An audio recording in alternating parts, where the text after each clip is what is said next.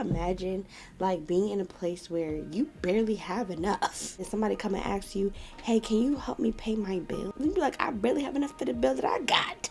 Yeah, I know you got bills. Do what you're gonna do for your bills, but also send me a little something for mine.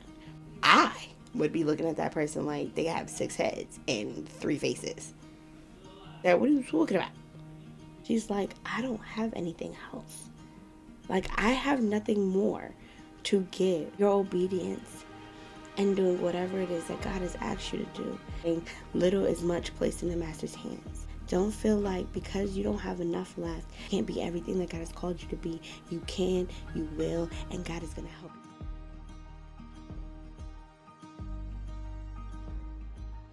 Hey y'all, it's your little big sis CJ Renee, and this is another episode of The Thriving House. Y'all, today, I feel like this word that's going to come through this episode today is an on time word. I don't know about for y'all, but for me, it's on time. It's on time. All right.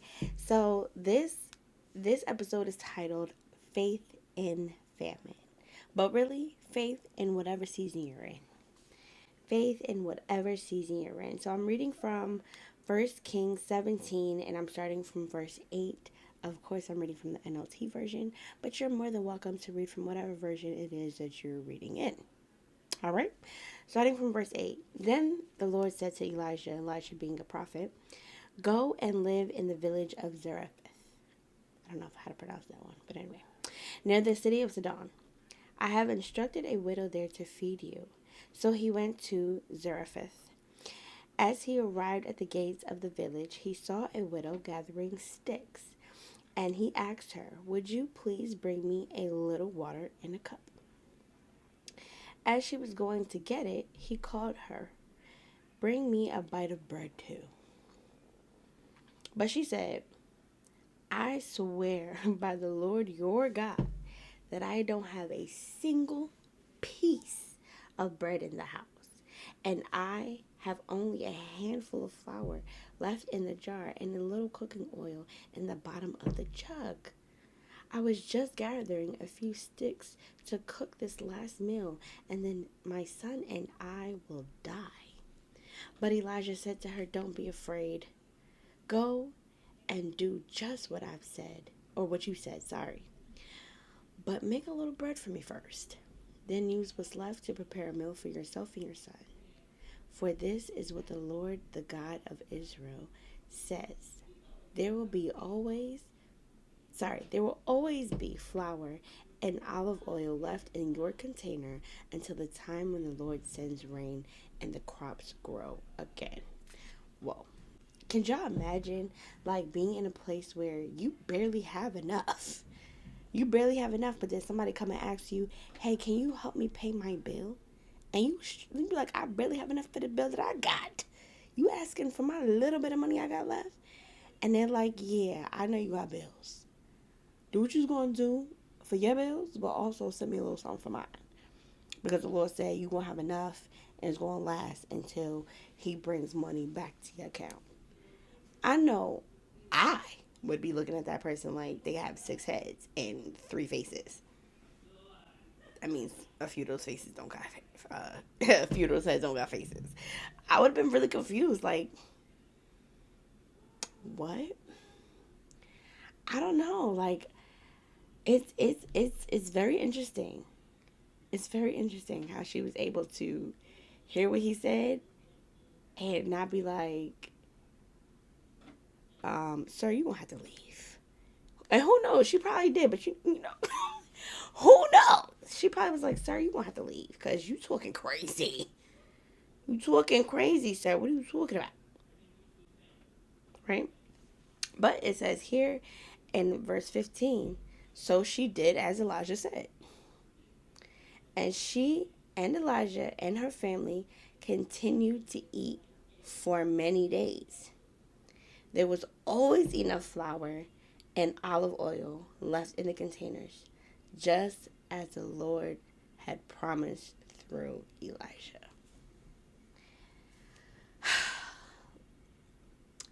There are a lot of situations that we go through where I know for me specifically, because of course, you all know that this thriving journey, this healing journey, is my journey that I'm taking you guys along with. And I'm hoping you guys receive something from my growth, right? But I will tell you right now, today, as I stand or as I sit, and I'm recording this video for you guys to watch at your convenience, I am struggling. I am struggling not because I don't believe who God is to me. I'm struggling not because I don't think God will do what He said He would do in my life. I'm struggling because I feel like I've been through enough to still be getting by on scrapes of love and scrapes of companionships and like these random moments of, God showing me glimpses of, healthy relationships and healthy friendships and people being supportive and loving and caring, but it only being for that time period, or these people coming into my life and making me feel like I've never felt before, and I'm healing and I'm able to grow, but I can't necessarily claim them to be my friend or my man or my whatever. You know what I mean? Like it's upsetting because I'm in a place where I really feel like I deserve to be much more further along.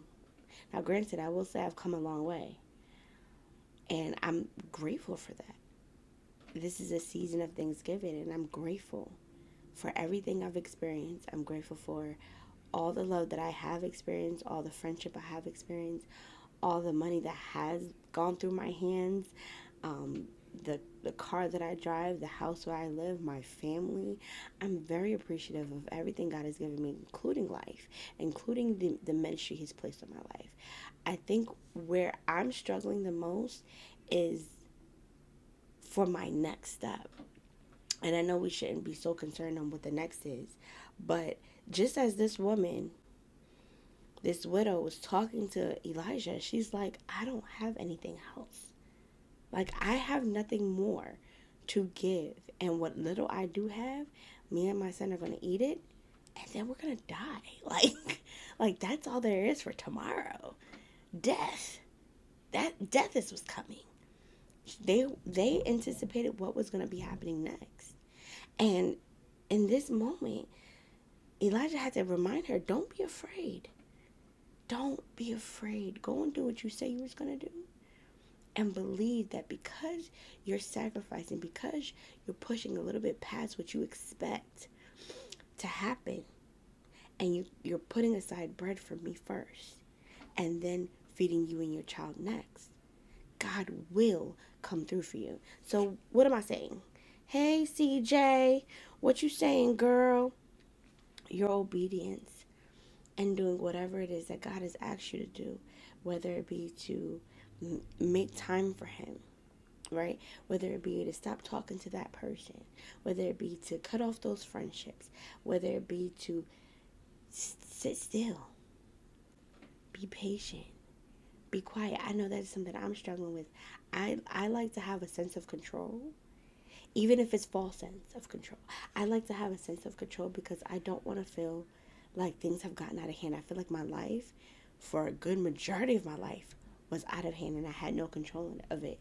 So now I want to pull the reins. I want to be, in charge of what's going on around me. And that is a struggle for me today because now when I have to leave control into the hands of God, I'm having a hard time.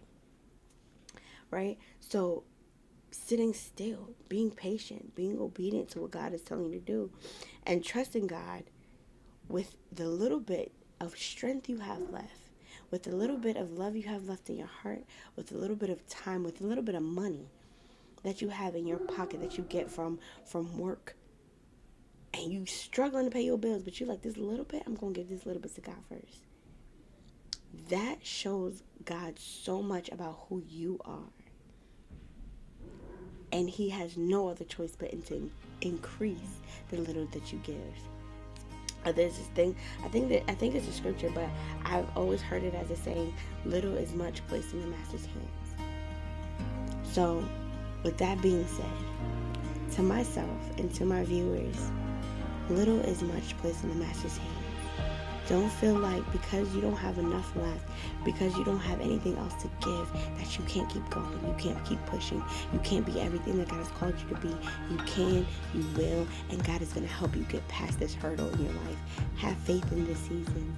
Have faith for your time of famine. Yeah? Okay, I love you guys. It's your little big sis, CJ Renee, and this has been an episode of The Thriving House. Bye.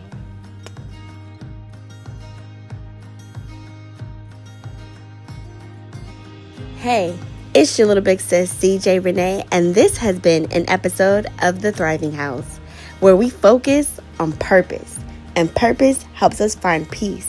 And in peace, we are empowered for our thriving. Now, you know this episode touched your heart, and you know it inspired you. Make sure you share this video. Don't forget to like and subscribe. Thank you. Love you.